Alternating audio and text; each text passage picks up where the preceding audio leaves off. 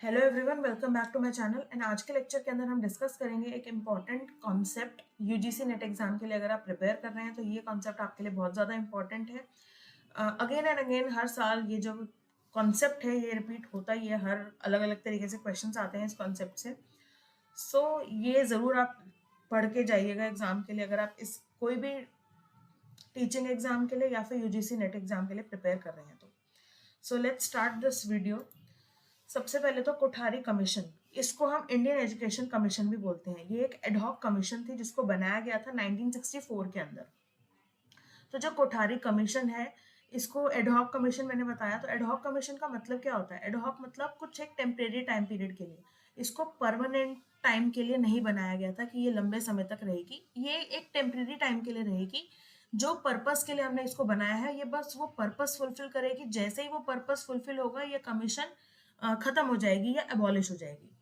अच्छा, इसको फॉर्म कब किया गया था? 14 जुलाई 1964 को। एंड डिसॉल्व कर दिया गया था 1966 में, 29 जून। यानी कि 1966 में इसकी रिपोर्ट सबमिट की गई थी एमसी चगला को, जो उस टाइम पे एजुकेशन मिनिस्टर थे। यहाँ पर जो कोठारी कमीशन है, उन्होंने कई सारे रिकमेंडेशंस एजुकेशन सिस्टम के रिस्पेक्ट में दी थी।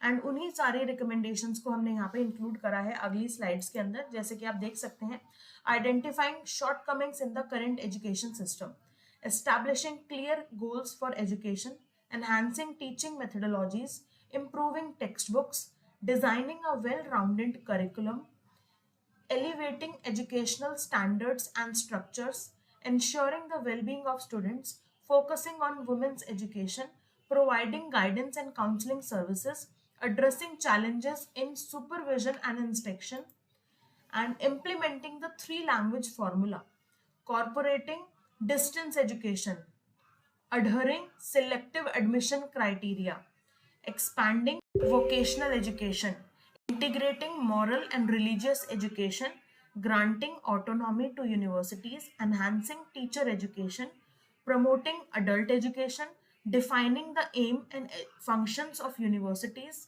tackling administrative issues, incorporating work experience in education, addressing higher education enrollment, improving evaluation methods।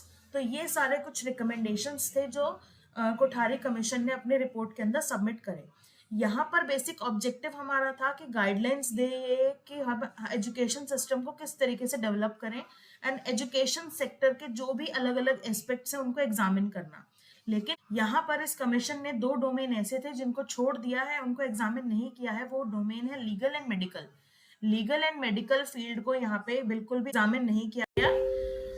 And इसके बाद कुछ और इम्पोर्टेंट रिकमेंडेशंस हैं जो इस कमीशन ने दिए थे, जो मैं और ज्यादा हाईलाइट करना चाहती हूँ यहाँ पे। जैसे कि फर्स्ट है फ्री एंड कंपलसरी एजुकेशन, जो 6 से 14 साल तक के बच्चों को प्रोवाइड करना जरूरी है। सेकेंड, 3 लैंग्वेज फॉर्मूला, जो है Hindi, English and regional language. Hindi English तो है ही, प्लस साथ ही साथ रीजनल लैंग्वेज भी एक कंपलसरी सब्जेक्ट होगा बच्चों के लिए, एलिमेंट्री स्कूल के लिए अगर आप पढ़ रहे हैं तो।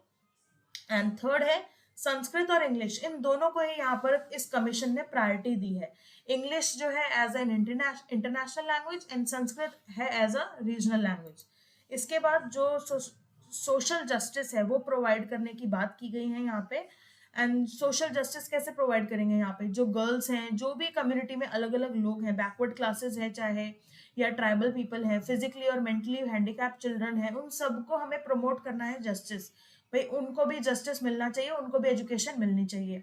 जो टर्म्स एंड कंडीशंस प्रोवाइड किए जाते हैं टीचर्स के लिए, वो एडिक्वेट होने चाहिए और फेवरेबल होने चाहिए, और उनको नेसेसरी फ्रीडम भी प्रोवाइड होनी चाहिए ताकि वो रिसर्च और जो भी फाइंडिंग्स है उनकी वो पब्लिश भी कर सकें। ठीक है। इसके बाद एम्फोसाइज किया गया 2 सब्जेक्ट्स के अंदर, मैथ्स और साइंस। भाई मैथ्स और साइंस जो है हमारा इंटीग्रल पार्ट है एजुकेशन सिस्टम का, एंड बहुत ज्यादा ये इंपॉर्टेंट है। इसके बाद बोला गया कि भाई यूनिवर्सिटी लेवल के अंदर भी रिफॉर्म्स आने चाहिए। अब ये रिफॉर्म्स कैसे आएंगे? अगर आप रिसर्च और ट्रेनिंग में ध्यान दोगे, पोस्ट ग्रेजुएट लेवल के अंदर अगर आप रिसर्च एंड ट्रेनिंग पर ध्यान दोगे, जैसे कि सफिशिएंट लाइब्रेरीज होनी चाहिए, लेबोरेटरीज होनी चाहिए, फंडिंग प्रॉपर हो, क्वालिटी ऑफ एजुकेशन हो, इन सारी चीजों से आप इम्प्रूव कर पाओगे यूनिवर्सिटी एजुकेशन को। अब यहाँ पे हम ये भी देख लेते हैं रिजल्ट क्या रहा था इस कमीशन का। तो पहला तो रिजल्ट ये था कि एक एजुकेशन सिस्टम अलाइन किया गया जो था 10+2+3 का। मोस्ट ऑफ अस, हम जितने भी सारे लोग हैं ज्यादातर, तो वो इसी स्ट्रक्चर के अकॉर्डिंग हमने अपनी पढ़ाई पूरी करी है। तो ये एक पैटर्न था जो अडॉप्ट किया गया था आफ्टर दिस कमीशन, और इस कमीशन ने जब रिकमेंडेशन दी उसके बाद।